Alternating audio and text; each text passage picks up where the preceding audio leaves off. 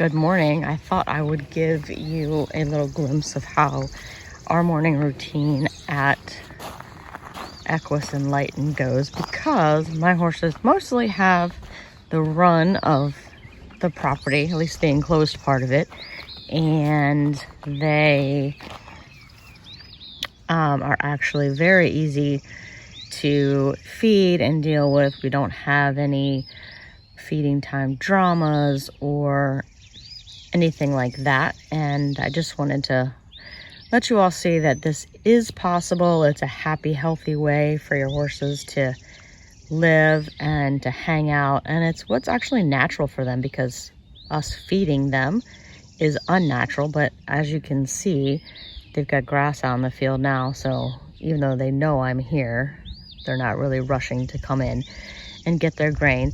And they all have the run except for little Carson over here. I don't know if you can see him behind my wheelbarrow, but he came to me very laminitic, and so he is for my two boys, but we've been doing a lot of rehab work with him. So he gets the arena at night with some hay, and there's actually enough grass around and trees and stuff around the arena that he can forage a bit. So out there you can see my old guy Gus with his fly sheet on, and then my student's horse Ebo, and I don't know where my mare is. She might actually be in the stall, because she is really picky about the bugs. So even though it's a nice cool, little bit rainy morning here in Virginia, she's might be hiding in the stall already. So I found her. She's not quite hiding in the stall, but she's just standing in front of the barn. She does this a lot when she's not sure if she wants to be out. She stands out under the overhang of the barn and looks at the boys like, why are you nuts out there? And now she's coming to say hello. Hello, Bugsy. Hi, Mama. Hi.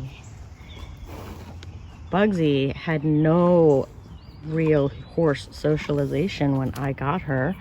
She had no idea about living in a herd, and she actually really wanted to just be in the stall all the time because she didn't know any different. And she was actually horrid in the stall, though. And everybody in the barn was afraid of her, and she would kick and carry on, and feeding was a total nightmare. And then she came to me, and we've managed to change that. This is Gus, and he is my 25-year-old ex-competition horse. And he just always wants you to scratch his face. His face is very itchy. It always has been. So, and he will watch over my getting the feed ready. And there's cute little Carson. Oh, he's so adorable, and he's so great with the kiddos, as all my horses are actually, but he's super sweet. Okay, Gus, let me get the food ready. So typically this is how I prepare the food. And sorry, my feed tack room shed right now does not have electricity yet, so it's dark in here, but it's light out there. And he will stand there and watch me very calmly, but he oversees everything that goes on. Okay, so I've got my feed buckets and ready to go. Gus. Cute.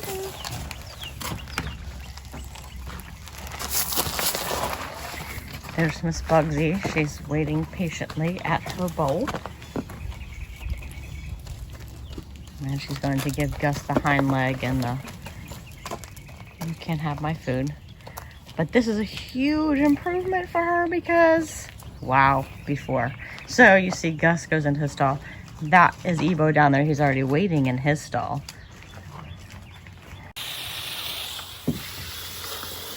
And these guys eat cool stance, so I let it down. So I'm out here for a minute or so fooling around.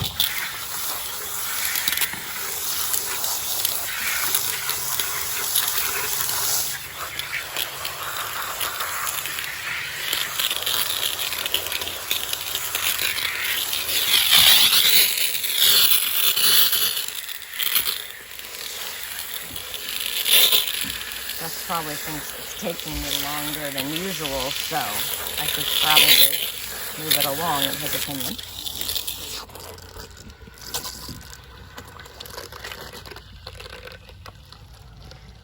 So, now that we're ready, Bugsy.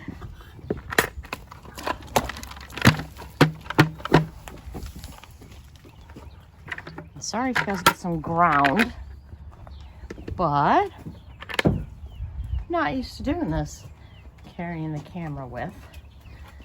So, Mr.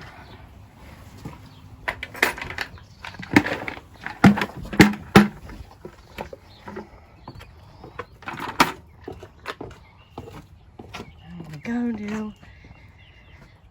Oh, the Ebo. Hey, big boy.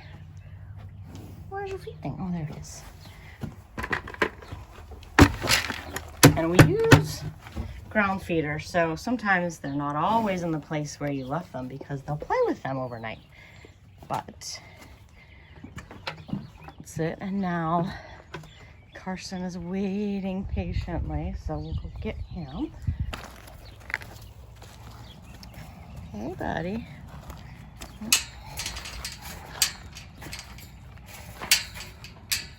Okay, come on. I have to walk with him, though, because he's a little afraid of Bugsy because of her super mean faces. And so I walk with him and just monitor. It gives him confidence.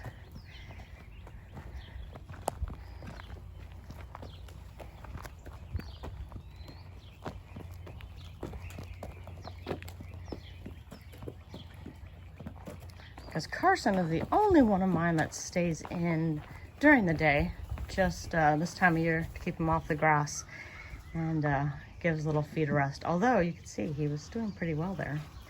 So I'm really happy with his progress. Good boy. So we go down and shut the doors for Gus and Evo simply because Gus does not eat that much food anymore and he will be done before everyone else. And then assume that he can just go eat everyone else's, and they will let him. So I do close the doors until Miss Bugsy's done here because she's the slowest eater of the group.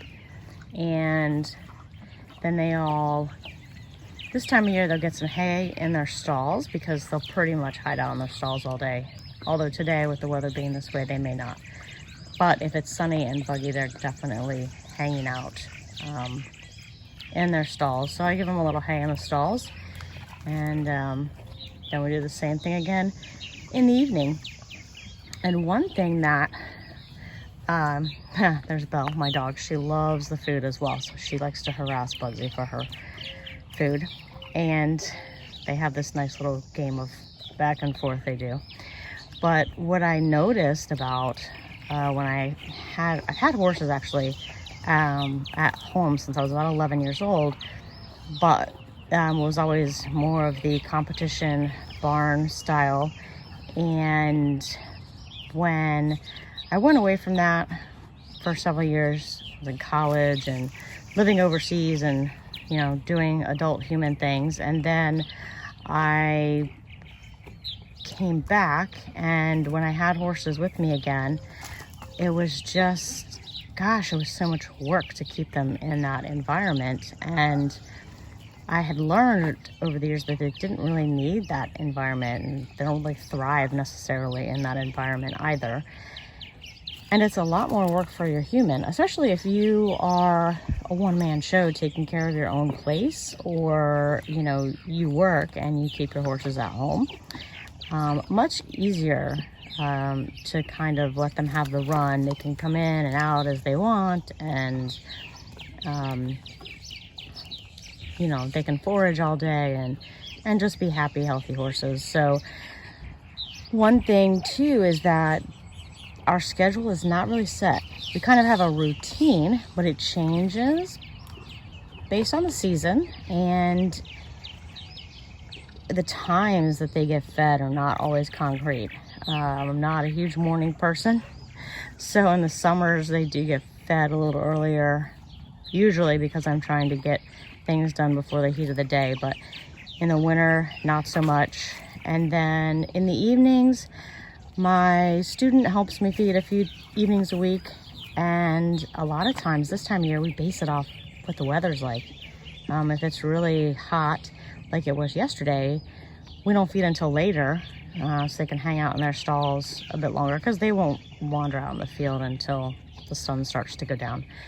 So, and you know, we don't have problems, knock on wood, like colic or anything like that, or bad manners around feeding. There's none of that. Doesn't matter what time we show up. If we show up and it's still dark in the summer because we're going to a horse show and everybody's bleary-eyed, or if I show up after dark in the evening because I've been doing something else and they didn't get fed until really late. Either way, this is how it goes all the time. The only thing that might be different is if they hear me coming and it's significantly outside of their feeding window, they may indeed be waiting at the gate for me, looking anxiously, what are you doing?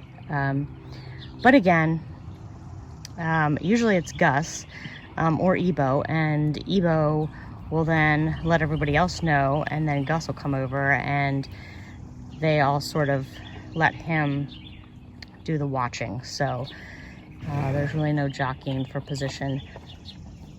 And what's funny is I kind of told my student how that we go about this, how I do this, but I've never really given her like really firm instructions on this is, the way we must do this. And it has all gone, hi Gus, I see you're about done, so we need to close your door. It's all gone very smoothly. And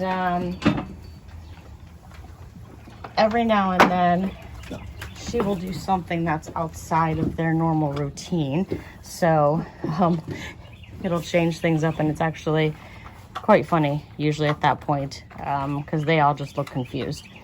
And but there's usually, again, no wildness, no craziness. Nobody's really upset. They're just a little confused as to what she's doing. But